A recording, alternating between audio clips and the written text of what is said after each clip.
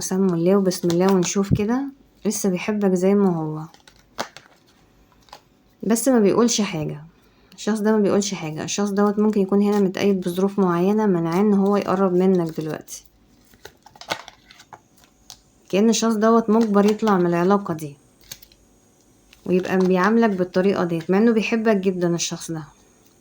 يعني جوه حب كتير ليك. لا، ده انتوا الاتنين بتحبوا بعض، بس ممكن تكونوا بعدين هنا عشان ظروف، لان طاقة اللوفرز هنا يعني انتوا الاتنين فعلا في مشاعر جواكم انتوا الاتنين، بس في بعد برضو وفي تغيير هنا هوت، في مشاكل وصراعات هنا. والشخص دوت مش قادر ينساك، حتى لو هو اللي اختار البعد هنا هو مش قادر ينساك. عارف قيمتك كويس قوي، عارف انت مين، عارف انت ايه بالنسبة له. الشخص دوت عنده مخاوف هنا. ممكن يكون في ناس هنا داخلة ما بينكم، موقعين ما بينكم او حاجة، او في كلام هنا رايح جاي في العلاقة ديت من ناس حواليكم، ممكن اصدقاء، اهل، قرايب. يعني في هنا حد موقع ما بينكم ممكن، او في هنا مخاوف هنا. الشخص ده بيحبك جدا بس بيحاول يبعد عن الحب ده، رافض القرب، بيحاول يختار حاجة تانية هنا، مع ان هو هيتجنن عليك. يعني هو معجب بيك جدا هنا، بس هو هنا حاسس ان العلاقة ديت فيها ناس توكسيك داخلين هنا. ممكن يكون في ناس هنا فعلا موقعين ما بينكم، والشخص دوت صدق الكلام وتغير عليك هنا، وشاف نفسه وشاف حياته وشاف مصلحته ومشي ونسيك هنا وبعد، راح يفرح مع حد تاني. في حد وقع ما بينكم هنا في العلاقة ديت، والشخص دوت صدق وخد بالكلام دوت وخد منك انت موقف. صدق الناس هنا، يعني ناس مثلا ممكن يكون قالوا له كلام وهو يعني ما عملش حاجة، بعد بالظبط. هو بعد، ما اتصرفش بطريقة صح، يعني بعد خالص ونسي العلاقة ديت، مع ان انت مفروض ان هو عارفك وان هو عارف انك انت يعني حد كويس، عارف قيمتك كويس اوي الشخص ده. بس هو هنا بعد عنك واستكبر عليك بعد ما سمع الكلام ده، عمل مسافات بينك وما بينه، وكانت ديت لعبة هنا. يعني الكلام ده كان كذب، كان ظلم، ما كانش حقيقي. المفروض ان الشخص دوت عارف انت ايه وانت مين. يعني هو صدمك باللي هو عمله دوت وبعد بطريقة وحشة. يعني كان في مفروض حب هنا كبير يعني ما بينكم، فعلا سبب لك هنا 9 سيوف الشخص دوت. يعني ما كنتش متخيل ان هو يبيعك كده بالمنظر دوت ويصدق الكلام ده فيك. ممكن يكون كلام وحش، يعني تجاهلك الشخص دوت وما اهتمش وما خدش حقك هنا وطلعك من حياته ونهى العلاقة ديت. الشخص دوت دلوقتي ندمان جدا انه ظلمك. الشخص ده عرف دلوقتي ان هو ظلمك اساسا. يعني كان في ظلم هنا ليك في العلاقة، والشخص دوت كان يعني محاولش يدور مثلا ايه اللي حصل. الشخص دوت سابك لوحدك ظلم هنا وتخلى عن العلاقة ديت. النهاردة بيحاول يرجع، بيراقبك الشخص دوت ومستني منك اي اشارة هنا. مش قادر ينساك، مش قادر ينساك هنا، ومش قادر ينسى اللي حصل. متمسك عليك بس انت عاند خلاص، انت مش قابل ان هو كان يعمل كده. مفيش حاجة بتراضيك.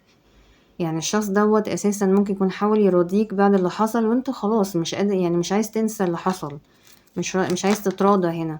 لان المفروض كان في بينكم ممكن زواج هنا، يعني في هنا زواج او اطفال، او حتى كان في هنا هو علاقة مستقرة، لكن في هنا هو حتى تدخل بكلام وقع ما بينكم هنا.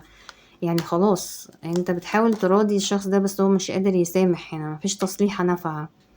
واضح ان الموضوع كان كبير هنا، والتخلي هنا كان مؤلم.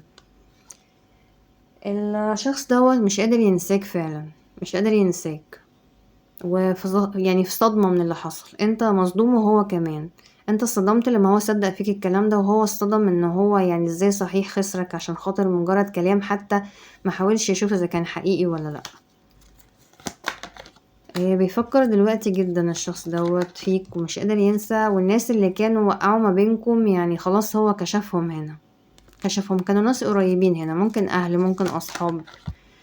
يعني هو راجع تاني بيقدم كاس الحب، راجع ندمان جدا جدا خلاص. يعني بعد كل المشاكل ديت هو فعلا خلاص مش عايز مشاكل بينك وما بينه تاني. هو عارف ان اداك ال10 سيوف هنا، وهو بيحبك زي ما هو، متغيرش، بيدور عليك تاني. بيحاول يقوي قلبه هنا عشان خاطر ممكن يكون في بينكم اولاد هنا، فهو مش عايز يخسرك خلاص. ووضح له امور، يعني هنا كان في امور حصلت وضحت له دلوقتي. يعني عرف الحقيقة هنا بس متأخر. هو عايز لم الشمل تاني. الشخص دوت عايز تاني يبقى فيه ان هو شكل اجتماعي ويلم الشمل تاني بتاع الأسرة بتاعته، بعد ما في حاجات وضحت هنا. بعد ما كسر قلبك وانكسر قلبه هو كمان، بيحاول ان هو يرجع العلاقة ديت تاني. بس يعني أنت مش مسامحه، لإن هو ساعتها ما اهتمش، شاف نفسه وشاف حياته وصدّق وخلاص، يعني كان في استقرار كبير هنا ضيّعه بسبب عدم الاهتمام أو اللامبالاة، أو إن هو صدّق ناس المفروض يعني إن هُم أهل ثقة بس ما طلعوش كده. الشخص دوّة هو اللي نهى العلاقة ديّة وعايز يصلّح دلوقتي وينقذ ما يمكن إنقاذه، ندمان جدًا، جدًا، عايز بسرعة يتحرّك. يعني متضايق من الرفض هنا، بيتمنى من ربنا إن يعني النصيب يرجع تاني أو يبقى في صُلح هنا، وبيحاسبن على اللي عمله كده، مش مسامح، مش مسامح إن هو عاملك بالطريقة الوحشة ديّة وجه عليك هنا ومش عارف يعمل إيه. بيحاول يصلّح الأمور جدًا، جدًا، بس أنت مش مدّيه وِش للأسف، أنت مش عايزه، متضايق لإنّك أنت شايف إن هو نزل من نظرك جدًا بعد ما اتصرّف كده، يعني خلاص في حاجة كبيرة يعني إيه بينكم اتكسرت هنا، أزمة ثقة هنا كبيرة. خلاص هو شايفك بتبعد يعني، مش عايز خلاص، مش عايز تكون معاه تاني، أو متضايق مثلًا، أو مش عايز مثلًا ترجع في بيت عيلة أو حاجة، ممكن ده يكون بيت عيلة، فأنت خلاص مش عايز ترجع.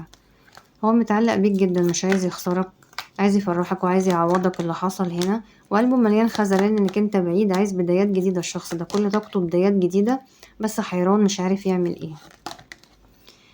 الشخص دوّة لو هنا هوّة حصل انفصال أو كان في زواج هنا وكان في انفصال، فالشخص دوّة عايز يلم الشمل تاني. لو ما فيش هنا زواج أساسًا، يعني الشخص دوّة عايز يرسّم هنا، متمسك بيك أكتر من الأول، يعني طاقته كلها ترسيم وإن هو عايزك في حياته يعني.